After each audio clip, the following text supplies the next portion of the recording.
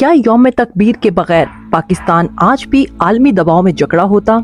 کیا نواز شریف اور شہباز شریف کی قیادت نہ ہوتی تو ہم ایٹمی طاقت بن پاتے؟ کیا بھارت میں انتخابات قریب ہونے پر نریندر مودی نے پاکستانی دشمنی کو ووٹ بینک میں بدلنے کا منصوبہ بنایا تھا؟ السلام علیکم، آپ دیکھ رہے ہیں فوکس ٹی وی اردو۔ دوستو، 28 مئی 1998، ایک فیصلہ، ایک دھماکہ اور ایک اعلان، یوم تکبیر۔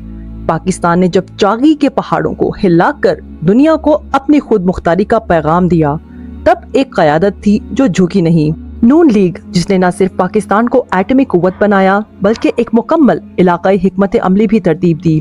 ڈاکٹر عبدالقدیر خان جیسے ہیرو کو سپورٹ کیا، جنہوں نے اپنی جان ہتھیلی پر رکھ کر پاکستان کے ایٹمی خواب کو حقیقت بنایا۔ چین کے ساتھ گہرے اسٹریٹجک تعلقات قائم کیے، جس کی بنیاد پر آج پاکستان اور چین اسٹرانگ اسٹریٹجک پارٹنرز ہیں۔ سی پیک جیسے منصوبے اسی ویژن کا حصہ ہیں، ایک ایسا روڈ میپ جو پاکستان کو جنوبی ایشیا کا اکنامک ہب بنا سکتا ہے۔ یہ سب کچھ اس وقت ہوا جب بھارت کی طرف سے خطرات عروج پر تھے۔ دوستو، یہ بات قابل غور ہے کہ جب بھارت میں انتخابات قریب تھے تو نریندر مودی نے پاکستان کے خلاف جنگی بیانیہ کو ووٹ بینک بنانے کی کوشش کی۔ بھارتی میڈیا نے جنگ کا شور مچایا، عوام کو اکسانے کی کوشش کی گئی، مگر پاکستان کی ایٹمی حیثیت اور نون لیگ کی اسٹریٹجک پوزیشن نے بھارت کا سارا پلان چوپٹ کر دیا۔ مودی کا منصوبہ یہ تھا کہ اگر پاکستان کو دباؤ میں لا کر کوئی فتح حاصل ہوئی تو اس کو بھارتی ووٹرز کے سامنے ہیرو بنا کر پیش کرے گی، مگر حقیقت یہ ہے کہ نون لیگ کی حکمت عملی نے نہ صرف پاکستان کی خود مختاری محفوظ رکھی بلکہ بھارت کو سفارتی، عسکری اور نفسیاتی طور پر پریشان کر دیا۔ نون لیگ نے چین کے ساتھ طویل المدتی شراکت داری کو ترجیح دی۔ یہ صرف اکنامک نہیں بلکہ اسٹریٹجک شراکت داری تھی۔ چینی دفاعی ٹیکنالوجی کا حصول، علاقائی توازن کی تشکیل اور بھارت کو معاشی، عسکری اور جغرافیائی لحاظ سے محدود کر دینا، یہ سب نون لیگ کے ریجنل ماسٹر پلان کا حصہ تھا۔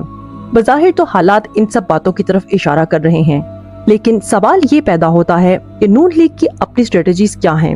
جب 2025 کی پاک بھارت جنگ میں ایک جنرل نے میدان میں قیادت کی، بھارت کو پسپا کیا اور پاکستان کی سرحدوں کو محفوظ بنایا تو عوام کو امید تھی کہ اسے باقاعدہ ترقی دی جائے گی، مگر ہوا کیا؟ اسے بغیر ترقی دیے براہ راست فیلڈ مارشل کا عہدہ دے دیا گیا۔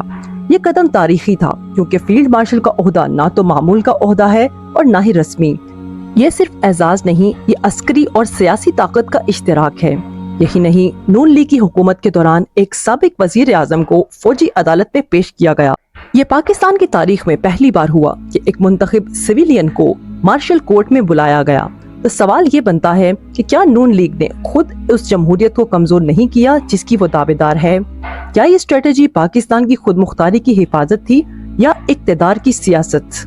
نون لیگ نے یوم تکبیر پر جو فیصلہ کیا وہ تاریخ ساز تھا۔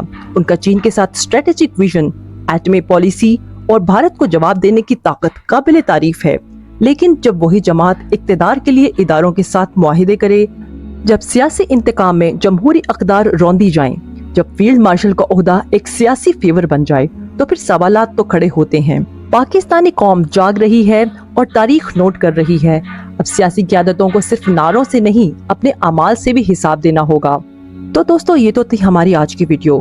خدا کرے کہ ہماری ارض پاک پر اترے وہ فصل گل جسے اندیشہ زوال نہ ہو۔ آپ سب کو یوم تکبیر کی بہت بہت مبارکباد۔ ملیں گے آپ سے اگلی ویڈیو میں۔ اپنا اور گرد و نواح کے لوگوں کا خیال رکھیں۔ شکریہ۔ اللہ حافظ۔